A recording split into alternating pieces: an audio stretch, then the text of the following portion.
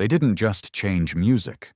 They rewired what it could be. From mop-top mania to psychedelic epiphanies, the Beatles weren't just a band. They were a movement, and the ripples of that movement are still echoing through rock decades later. This video isn't about copying or imitation.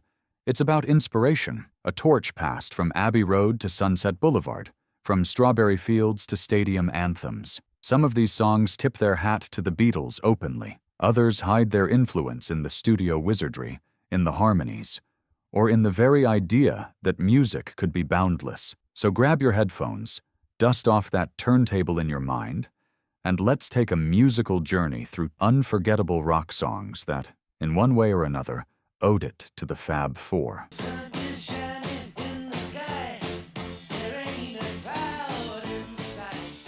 Sunshine never sounded so orchestral. With Mr. Blue Sky, ELO didn't just wear their Beatles influence on their sleeve.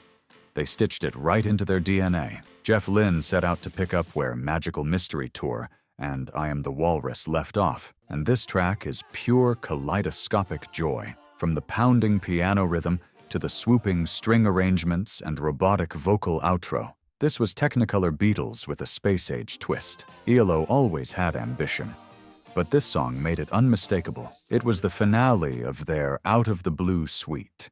Written in a Swiss chalet after days of gloomy weather broke into sudden sunlight, Lynne said it poured out of him in a flash. The Beatles were always his guiding light, and Mr. Blue Sky was his tribute to their playfulness, melody, and sonic experimentation. For many of us, this was the song that kicked off weekend errands, FM mornings, or roller skating afternoons. Its optimism was infectious. Decades later, it's still popping up in movie soundtracks and kids' playlists. Proof that Beatles-inspired brilliance never fades.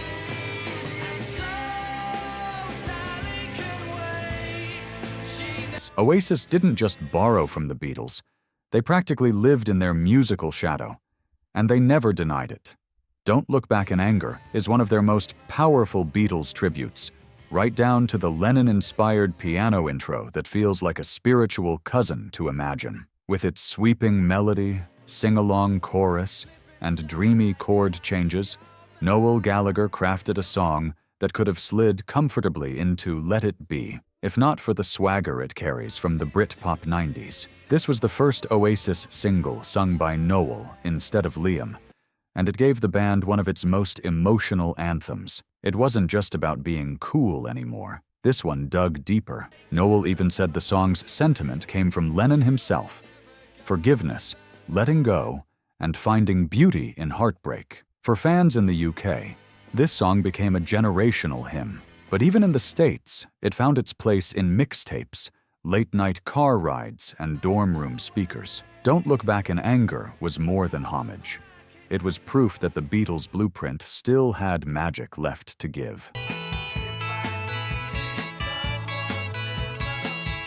When George Harrison picked up that iconic Rickenbacker 12-string and laid down the chiming riff for If I Needed Someone, he wasn't just making a song.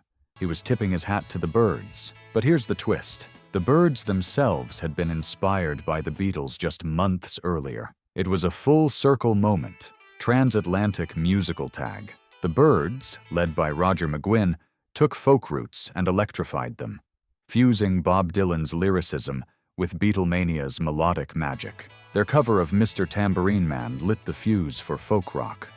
But it was If I Needed Someone that showed just how closely the two bands were orbiting each other's sound. Harrison even admitted it was directly influenced by the Byrds' guitar work, a nod to McGuinn's jangling brilliance. It was the kind of track that played on bedroom radios and echoey gymnasium speakers, where teens slow danced with sweaty palms and first crushes. That bright guitar shimmer still sounds like a California daydream. In the grand lineage of rock, If I Needed Someone wasn't just a Beatles song, it was a musical conversation across oceans.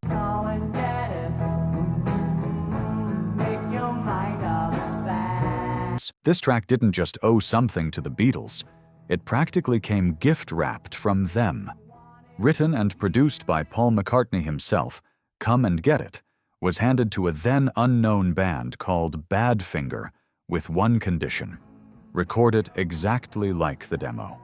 And they did, note for note, beat for beat. The result? A top 10 hit, and the first breakout single from Apple Records, the Beatles' own label. The influence didn't stop there. Badfinger's harmonies, melodic instincts, and chiming guitar work echoed the Beatles' later period sound. Paul saw in them a continuation of the Fab Four's legacy. Not a tribute act, but a band that could carry the torch. Come and Get. It was the gateway, but their later tracks like No Matter What and Baby Blue would solidify their place in power pop history. For fans tuning in through static-filled AM radios in the early 70s, this was the future of Beatles-style pop. It was sharp, sincere, and unshakably catchy. Badfinger didn't just nod to the Beatles, they walked alongside them, if only for a brief, beautiful moment.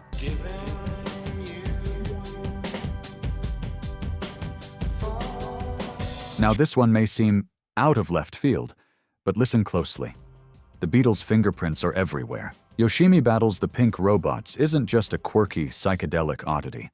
It's a full-blown love letter to the Beatles' experimental years. Think Sgt. Pepper, Magical Mystery Tour, even the playful weirdness of Yellow Submarine. Wayne Coyne and company took that spirit of sonic imagination and pushed it into a futuristic dreamscape. From robot wars to existential heartache, the Flaming Lips used lush strings, offbeat percussion, and harmonized vocals to explore the strange and sincere, just like the Beatles did decades earlier. And the influence wasn't just sonic. Coyne has often credited the Beatles for showing the world that pop music could be art, that it could be absurd, and still mean everything. For fans who first heard this track on a burned CD, or through static on a college radio station, it felt like discovering a new chapter of an old book. It was whimsical, emotional, and totally unafraid, just like the Fab Four taught us to be. I'm so happy, 'cause today I shed my hair. You might not hear the Beatles right away in Lithium, but make no mistake, they're there, hiding beneath the fuzz and feedback. Kurt Cobain was a massive fan of John Lennon, and he once said he tried to write simple, honest pop songs, just like the Beatles, only louder. Lithium might be loud and ragged on the surface, but at its core, it's a masterclass in melodic structure and emotional storytelling. The verses are almost whispered, childlike in their sing-song delivery. Then the chorus explodes like a confession. That quiet, loud dynamic wasn't just Nirvana's signature. It was their way of pulling listeners into the storm. And like Lennon, Cobain wrote about inner turmoil without sugarcoating a thing. It wasn't polished. It was real. For anyone who felt out of place in the early 90s, this wasn't just a song. It was a lifeline, played through headphones on bus rides or blasted in cluttered bedrooms. It echoed the same sincerity the Beatles pioneered decades before, just through a rougher, more ragged lens.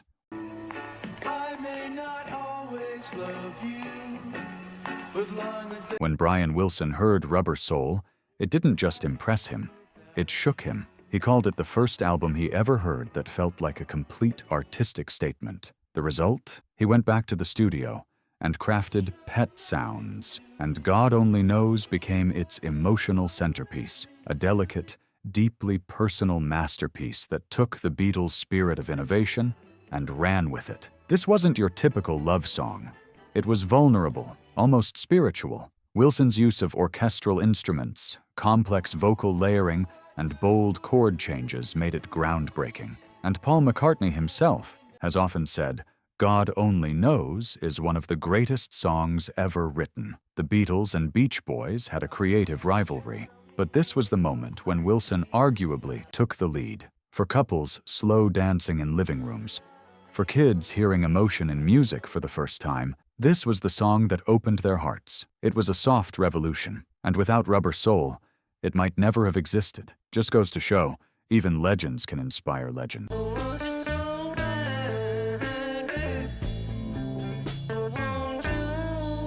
This one wasn't inspired by the Beatles.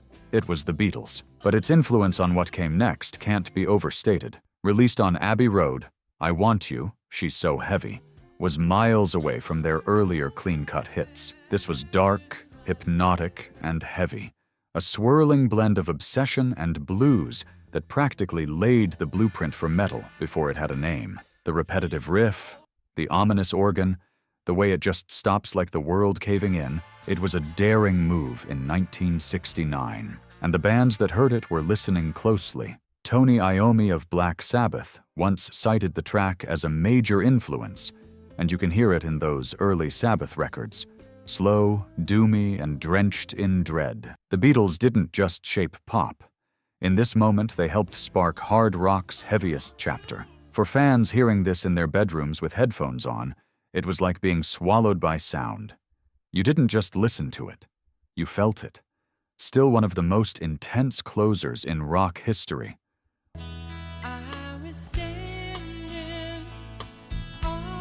While the Eagles might not be the first band you associate with the Beatles, their polished harmonies, melodic sensibilities, and knack for heartfelt storytelling were all part of the same legacy. Love Will Keep Us Alive, released during their Hell Freezes Over reunion, is a prime example of how that influence endured into the 90s. Subtle, but unmistakable. Co-written by Paul Carrack and performed with that unmistakable Timothy B. Schmidt tenderness, the song leaned into the kind of soft, vulnerable expression that the Beatles helped make acceptable in rock. Gone were the posturing and bravado. Instead, it was open-hearted and gentle, a tune that could live alongside something, or here, there, and everywhere, without missing a beat. For Gen Xers who grew up on classic rock and saw their heroes return after a long silence, this song hit differently. It wasn't about rebellion anymore. It was about connection, endurance, and emotion. It echoed a truth the Beatles always knew. The most powerful rock songs aren't always the loudest.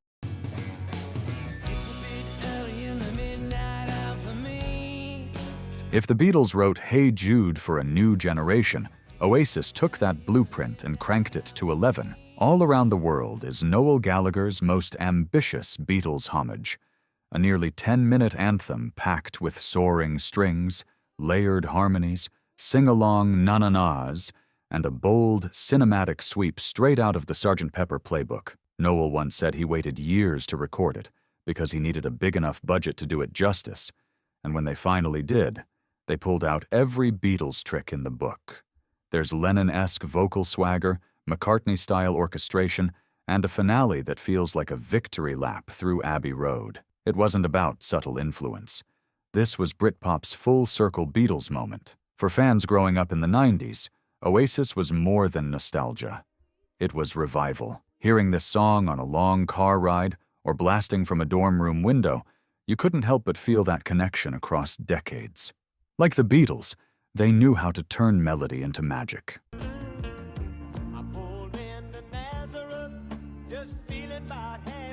Few songs feel as timeless, or as Beatle-adjacent, as The Weight. While the band had their own distinct, rootsy identity, the spirit of the Beatles coursed through this track in its lyrical playfulness, layered harmonies, and emotional weight beneath the surface. It's no wonder George Harrison was a fan.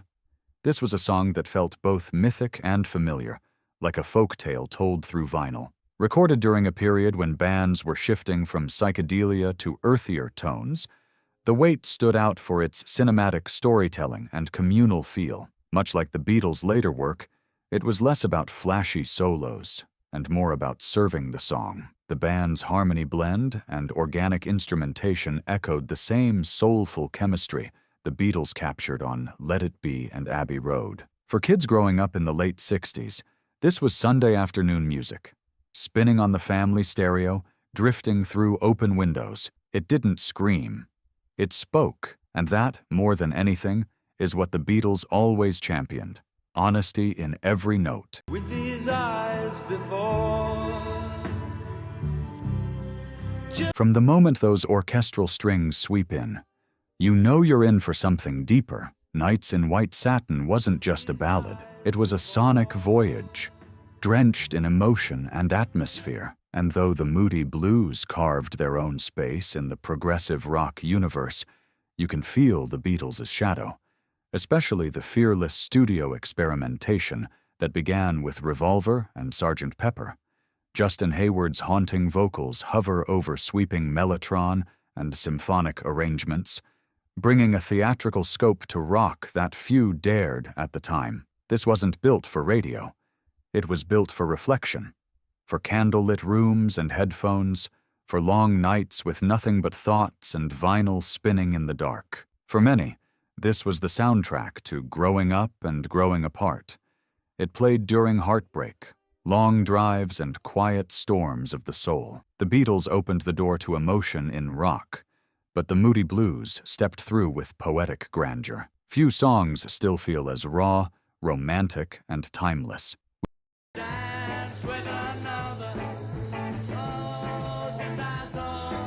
We couldn't make a list like this without going straight to the source. I Saw Her Standing. There wasn't just a debut album opener, it was an explosion. From the very first, 1, 2, 3, 4, this track kicked the door wide open and showed the world what rock and roll could sound like in Technicolor. It was youthful, it was raw, and it was cool without even trying. Paul's throaty vocals, George's nimble lead guitar, and that walking bass line made it impossible not to move. And here's the thing. Nearly every band that followed, from the Stones to Springsteen, owes a debt to this track. It proved that you didn't need to be flashy. You just needed a hook, some heart, and a whole lot of attitude. For baby boomers, this was the sound of the beginning, the start of Beatlemania. For Gen Xers, it was rediscovered through vinyl crates, family stereo systems, and Beatles anthologies. No matter the decade, I Saw Her Standing There still feels like lightning in a bottle.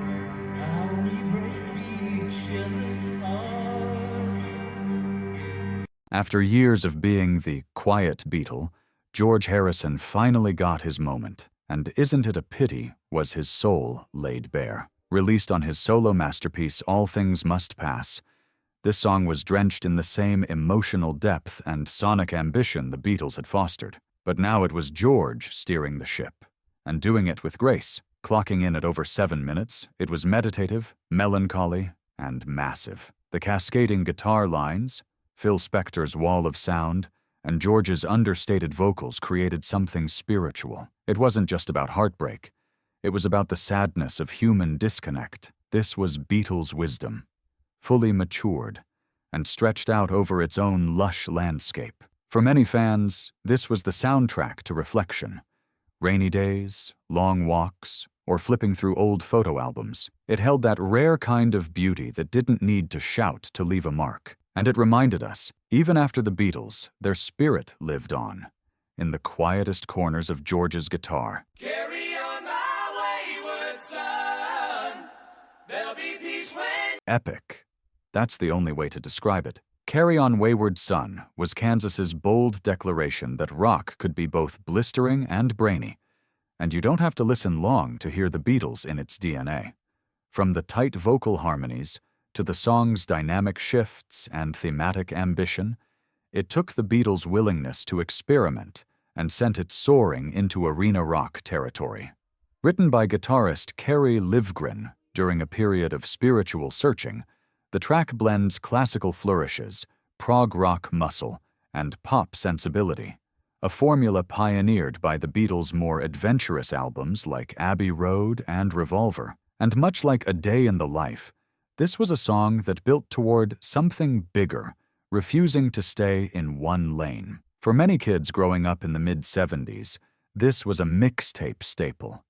Blasting from basement speakers, blasting from muscle cars, it was more than just a song. It was a journey, and it proved that the Beatles' spirit of complexity and craft lived on, even in the loudest corners of rock.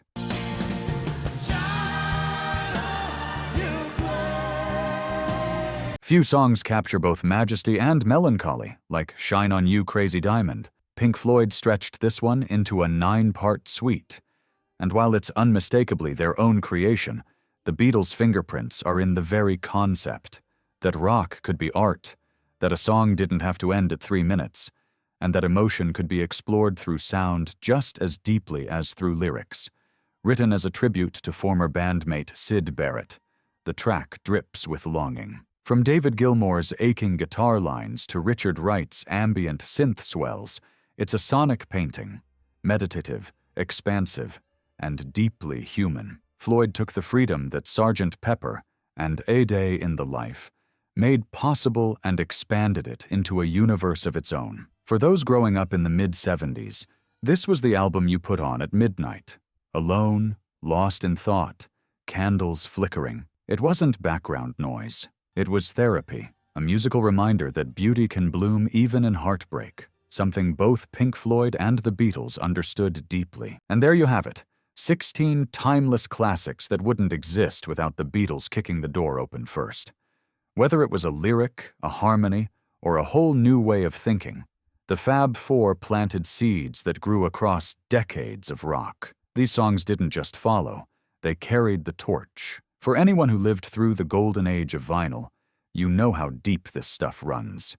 It's not just music, it's memory. So if one of your favorites made the list, or if we left one out, let us know in the comments. There's always more to celebrate. Thanks for tuning in, and keep spinning the songs that shaped who we are. We'll see you next time.